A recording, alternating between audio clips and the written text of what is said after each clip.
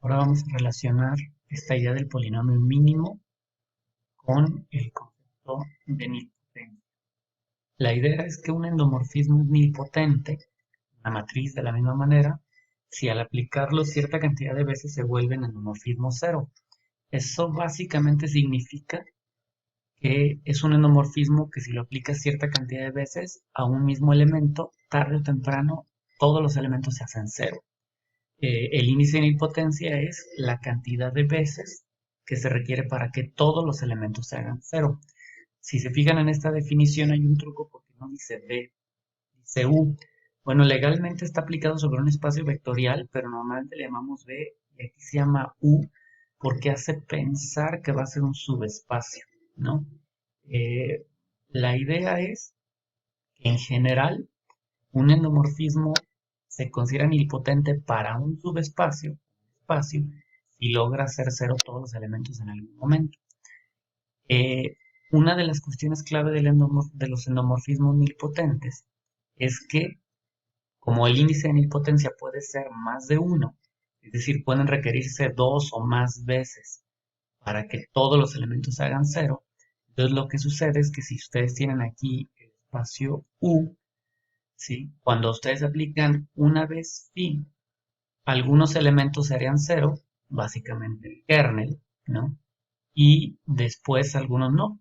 Entonces, si se fijan, aquí adentro hay un kernel de phi que irremediablemente la primera vez se va a hacer cero. Y van a quedar otros elementos que no. Obviamente, insisto, si el endomorfismo tiene índice de nilpotencia 1, pues el kernel es todo el espacio y es el cero, ¿no? Pero en general, si no es el endomorfismo cero, pues no va a pasar. Y entonces, si yo pienso que el índice de nilpotencia, por ejemplo, es 2, eso significa que los elementos del kernel a la primera se hacen cero, pero hay ciertos elementos que se resisten. Y entonces a la segunda se hace cero. Si el índice de nilpotencia es 3, entonces quiere decir que después de aplicarlo dos veces todavía habría algunos elementos que no serían cero. Y entonces me daría yo cuenta que aquí tendría todos los elementos que al aplicar phi dos veces se harían cero, es decir, es el kernel pero de phi cuadrado. Y así sucesivamente, ¿no? Teniendo el índice de potencia hasta que al final U terminaría siendo el kernel de haber aplicado phi r veces, ¿no? Entonces la idea es conectar esto con el polinomio mínimo. Nosotros sabemos que el polinomio mínimo es el polinomio de menor grado que se hace cero al sustituir el endomorfismo o la matriz. Bueno, resulta que eso de ti está conectado con nilpotencia si lo pensamos de esta manera. Si tengo un endomorfismo nilpotente, se puede mostrar que su polinomio mínimo es lambda a la r, es decir, x a la r, donde r es el índice de nilpotencia. Es decir, el polinomio mínimo termina siendo el índice de nilpotencia que tenga ese, digamos, ese endomorfismo. Por otro lado, podemos demostrar, es la proporción que está aquí abajo, que como yo tengo esta especie como de capas en la que voy cubriendo todo el espacio conforme voy avanzando, yo puedo tomar un elemento de la última capa, es decir, de los que solo se hacen cero hasta que lo aplicas r veces, y luego ir aplicándole phi a ese elemento que aquí se le llama u, y entonces lo que voy a tener es como una cascada de elementos que van a ir cayendo en esas capas, ¿no? Hasta que llegue al kernel y luego al cero, porque tarde o temprano todo se hace cero. Este elemento, entonces, no se hace cero hasta que aplicas R veces el endomorfismo. Eso te genera un conjunto, tenemos aquí, de elementos que son S más todos los demás, ¿no? Más los que siguen. Y resulta que ese es un conjunto linealmente independiente. ¿Sí? Y por lo tanto, como son R elementos, es base de un espacio de dimensión R, ¿no? Y en este caso podemos notar que U, si este endomorfismo es nilpotente, pues tiene dimensión R. Entonces obtendríamos una base para ese espacio. Ahora, ¿qué conexión tiene con respecto al polinomio mínimo y con respecto a los valores propios? Bueno, por ahí cuando se revisa los autoespacios, inclusive está en un ejercicio del texto, los autoespacios se pueden definir como el kernel de lambda i menos a, donde lambda obviamente es un valor propio, ¿no? Y si nos damos cuenta de eso, nos vamos a dar cuenta que cuando yo tengo un polinomio mínimo, ¿sí? de cierta matriz o de cierto endomorfismo, que tiene ciertos factores, x menos lambda 1, x menos 2, y tenemos que tienen ciertas multiplicidades aquí, les voy a llamar adrede R. Si tenemos el polinomio mínimo así, lo que nos vamos a dar cuenta es que cada uno de estos factores, ¿sí? representa un subespacio sobre el que se cumple la nilpotencia. Entonces, cada uno de estos define un subespacio. ¿Cómo? Si yo agarro solamente el factor x menos lambda 1, ¿sí? Entonces, y encuentro el kernel de lo que me forma el operador de esta manera, es decir, encuentro esta forma, tendría el autoespacio para este lambda 1, es decir, el kernel de esta forma me representa el espacio de lambda 1. Pero como yo tengo aquí un exponente más grande, entonces ese kernel es como si estuviéramos viendo este kernel aquí. Entonces si R1, por ejemplo, es 2, si está al cuadrado, entonces yo podría encontrar el kernel al cuadrado, ya no serían espacios propios, ya no sería el autoespacio, pero formaría esta idea.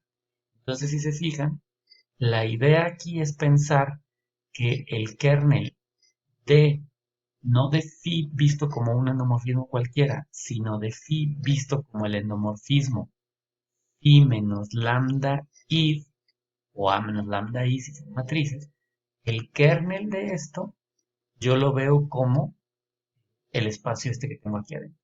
Y entonces si encuentro el kernel de al cuadrado, entonces lo que obtengo es el kernel del phi, perdón, menos lambda i al cuadrado, y entonces puedo empezar a hacer esta cadena hasta que llegue a la nilpotencia.